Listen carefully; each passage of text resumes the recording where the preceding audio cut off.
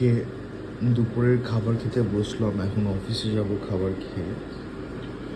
আজকে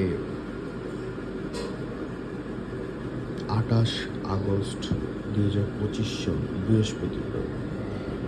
সাদা ভাত নিলাম, আর এটা হচ্ছে মাছ ভাজা, মুচমুচা করে মাছ ভাজা। আর মাছ ভাজা খেলে পেঁয়াজ লাগে আমার, কাঁচামরিচ লাগে আমার, এটা খুবই স্বাদ। কী মাছ ভাজা আমি বুঝতেছি না, একটু কম বুঝি আমি। মা ভেজে দিলেন। আর আছে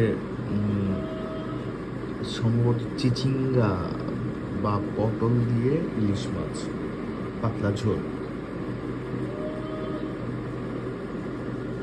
এই হচ্ছে আজকে আমাদের দুপুরের খাবার।